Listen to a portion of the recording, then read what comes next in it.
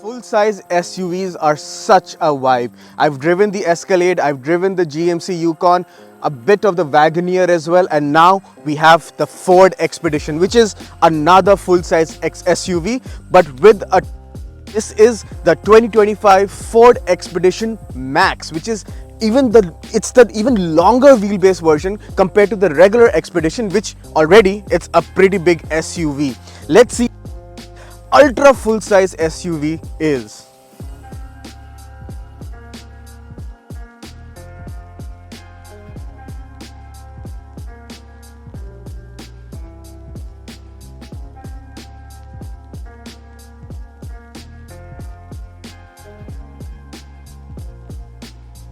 So what is the Expedition? As you can see from the size, it's the largest SUV they make, and it's got the underpinnings from the all-new Navigator. Well, they both are sister sibling cars, so it's understandable, and I don't think that's a bad place to start. So when you come to the design of the Expedition, you can see it's got this all new fascia compared to the old Expedition. You have a huge grille, gloss black with a huge Ford grille, Expedition lettering on the bonnet, which I think looks pretty cool.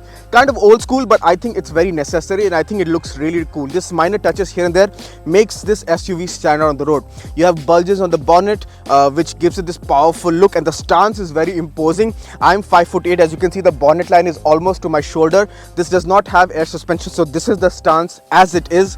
You do have this brushed aluminium piece of trim on the grille, which I think looks very good. Kind of gets hidden with this paint shade, so if you do buy with another paint shade, I think that would look much nicer, but I can't complain because I think it looks very unique. Speaking of the paint shade, I do quite like it as well. So it's a bit of a nardo grey with a tinge of blue, especially when the sun hits it. It does look a bit more blue. I think it pops really well and it stands out on the road, and it does get people to turn their heads. You do have a bit of cladding as well. No fog lights, no nothing, but you do have this one strip of DRL that goes through the bumper and the grille, which I think looks very unique, and it stands out on the road. Overall, the front is very aggressive, very imposing, just like every full-size SUV should be.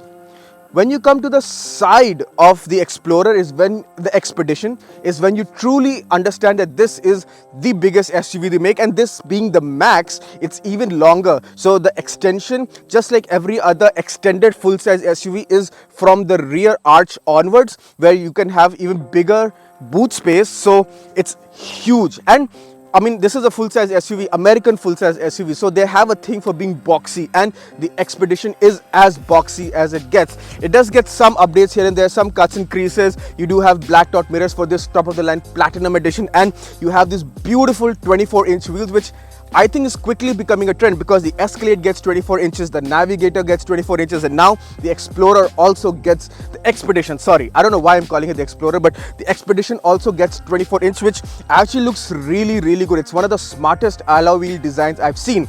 Another thing, this does have electronically retractable side steps, so when the door is locked and closed, it's closed, but when you open the door, it slides out, so makes ingress and egress very easy for the passengers on the side. Overall, I would say that it's a very stylish, boxy, imposing SUV. Basically, the right formula for any full-size SUV sold in North America.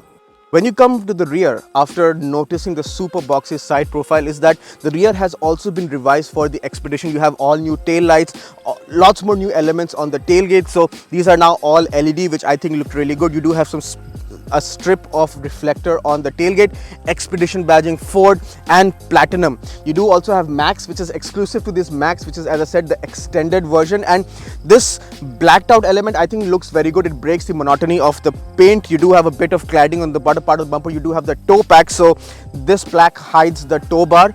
You can get access to the boot by pressing the button, and it is a split tailgate, so first only half of the boot opens, which you can easily use to load in stuff, but if you need the extra space, there's another button which slides open the bottom part, and you can actually use this as a bench. Maybe if you're going camping with family or just anywhere, you can actually sit on this. If you're not sitting, it actually becomes much more easier to load stuff, and as you can see, I do have the third row open, but I have huge space. In fact, I recently had to do an airport run, and even with the third row up, it easily took in 2 checked-in luggage, 2 carry-on luggages, and there was still space to put a lot more luggage. That's how big this full-size SUV is. You do have controls to fold the third row, the middle row, everything on the back. No air suspension, so you can't lower it, but I think that's more than sufficient. Overall, as you can see, this is where the max part of the Expedition is, and I think it's very, very practical. I'm now on the inside of the all-new Ford Expedition, and this is one of the major changes they have implemented the vehicle. So now the vehicle has an all-new interior, which I think is a mixed bag because it is very funky in places. I think it's very well finished. The touch and feel is very premium. But I have to address the elephant in the room, and that is the steering wheel. So the steering wheel is a bit of an oval shape. It's not round, and it's a bit too small for my liking, especially for an SUV of this size. I think it's a tad too small, and it gets a bit confusing when you're driving it. In fact, I think this is what Tesla yoke owners would feel, because it's actually almost similar in dimension, except it's not chopped off.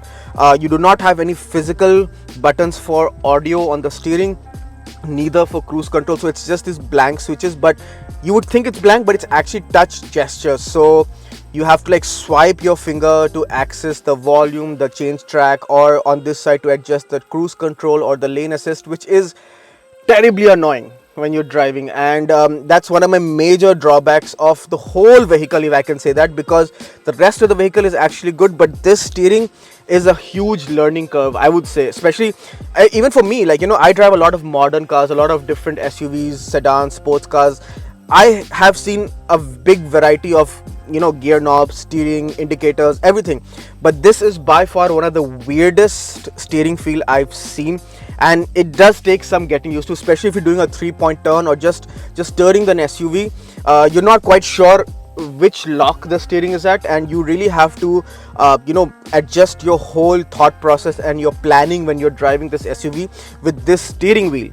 The rest of the interior, it's a brilliant place to be. You do have this big screen, so I understand, because they did make the Navigator first, and the Navigator is a huge 50-inch screen, and they can't provide that same screen here because this is essentially the cheaper version of the Navigator. So you do still have a huge screen which has a speedometer and trip meter and TPMS, and then you have some inbuilt Google Maps as well, which you can use for reference on the side of the screen. It's very clear, and the resolution is top notch. You do also have a big center screen as well, which has wireless CarPlay, Android Auto, and a host of settings. You can play around with this, and you can actually just select what kind of information you want on the secondary screen as well. The touch response is really good. The AC controls are also built in, and I would say they're not too bad. Some other brands definitely have worse AC setups on the screen, so this is arguably not the worst. It does take some getting used to, and you do have to take your eyes off the road to play around with the temperature or the fan speed or the cooled seats, but it's definitely not the worst. You do have the gear selector, the physical volume knob, and a few more buttons over here for the auto stop start, the parking assist, the hazard, the cameras, etc. This feels very good. It's a wood panel all the way through the dash. I think that feels super premium. You do have this brushed aluminium as well, which has Expedition embossed on it, which also looks very nice.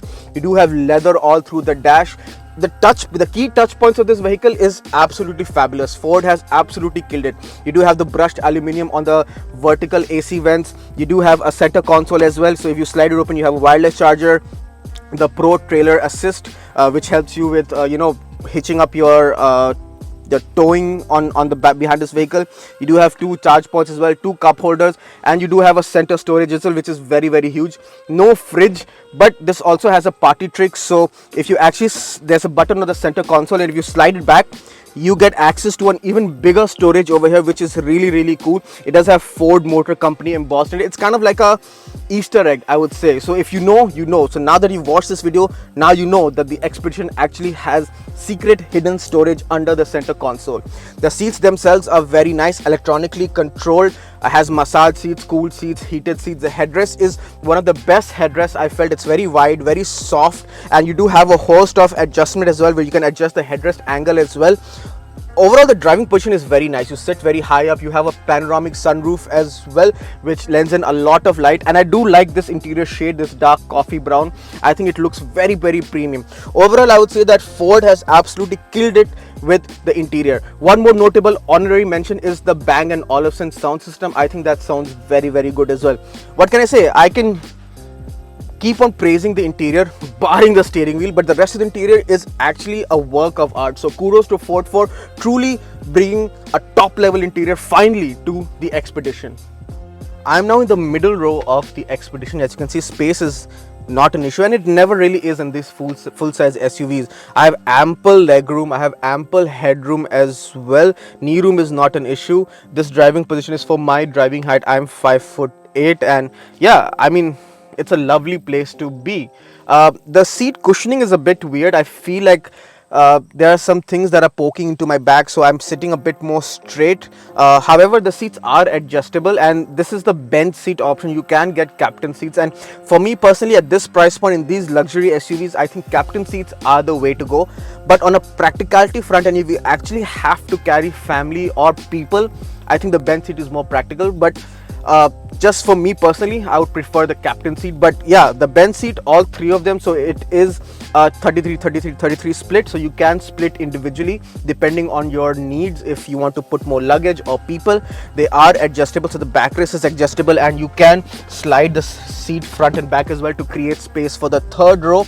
The windows are pretty big, very heavily tinted, so this does have the privacy glass, but no shades. At this price point, I would expect shades, so that's a bit of a downer. You do have a center console as well, so you do have two cup holders. You do have a screen where you can select different media. You can change track, change volume. You do have a single zone AC in the back, a bit of a downer as well. I was hoping at this price point there would be a dual zone in the back as well. You do have a full size port and USB ports as well to charge your devices. You have ports here to charge your devices, and you have a phone/iPad mount built onto the headrest, which is useful for the second row. They can use it to entertain themselves if you do have a tablet.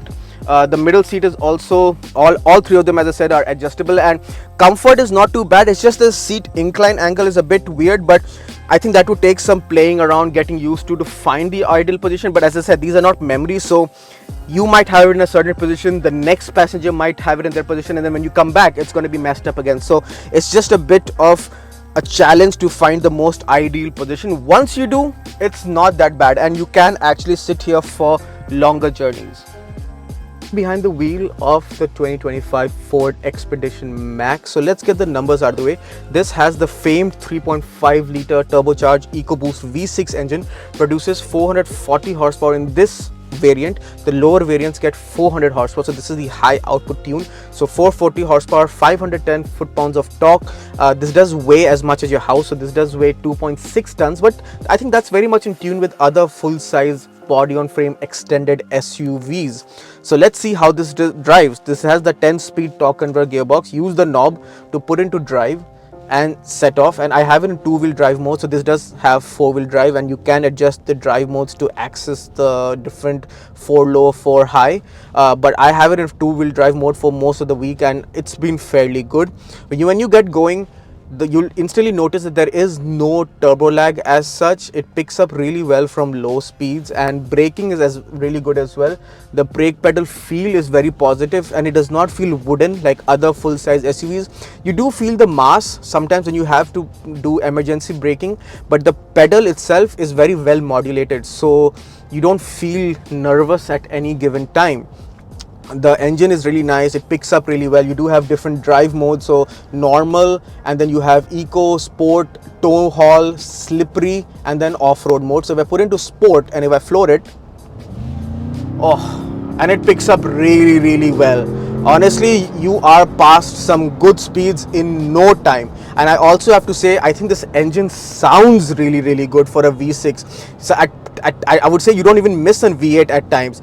Speaking of which, rivals like from something like General Motors have the 6.2 naturally aspirated V8, and people would argue that a V8 is a V8, a V6 is no match. But honestly, because this is turbocharged, you always have a wave of torque in any gear. So be it you have to overtake someone, so you kick down, you're always in the torque band, so you never feel short of power. And I feel that sometimes this turbocharged power delivery might be better than a lazier naturally aspirated, which Ford is very much known to have honed their skills over time with this EcoBoost, and it really shows in this latest iteration. I think it's a beautiful engine, and for something that weighs this much, it does not feel slow or lazy in any way. The steering feel is very nice. I still have it in sport, so I can feel the steering. And this is the the controversial steering which I've already spoken at large about. So not a big fan of the touch gesture, and it is a bit of a learning curve while driving if you want to adjust your track.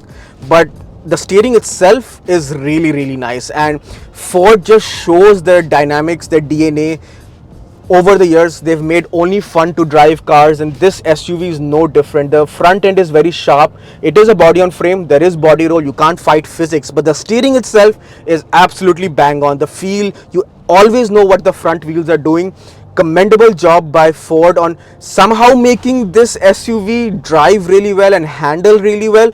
I know it's not term you will associate with a big size SUV, but this one is really fun to drive, and you can perfectly place this huge SUV in the middle of the lane or the apex of a corner. Again, words you're not supposed to use for such a big SUV, but you can. Fuel economy, if you drive it sanely, I think on the highway you can get in the early 10s to 11 liters per 100, which is not too bad. In the city and mixed with highway, I've been averaging about 15 liters, which is not a deal breaker. But yeah, what can I say? I have been pleasantly surprised with this SUV over the weekend. Dare I say it, it is one of the best driving full-size extended SUVs in the market today. So kudos to Ford for somehow nailing the driving dynamics of this behemoth. In conclusion then, the 2025 Ford Expedition Platinum Max. The Max part, as you can see, is from the rear arch onwards, and it's a really big SUV. I'm not a small guy width-wise, but this makes me look like a very small, tiny guy, because that's how big the SUV is. Everything on this is XL size. Look at the wheels, 24-inch wheels, the mirrors, everything. The windows, it's just everything is full size. And all this comes at a full size price as well. So the base Expedition Platinum Max is $97,000, which I would say that it's kind of value for money considering how much car you're getting for the money.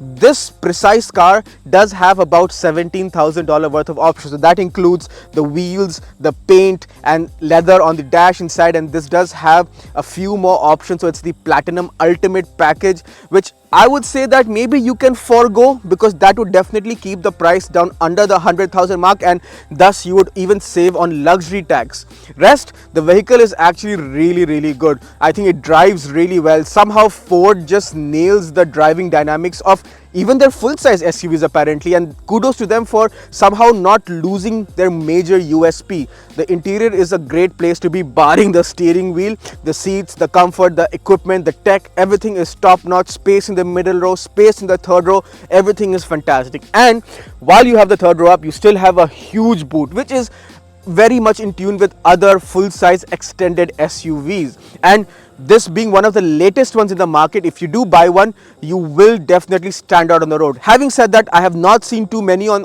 Ontario roads, but recently I was in British Columbia and Alberta, and I can see why this vehicle sells so much.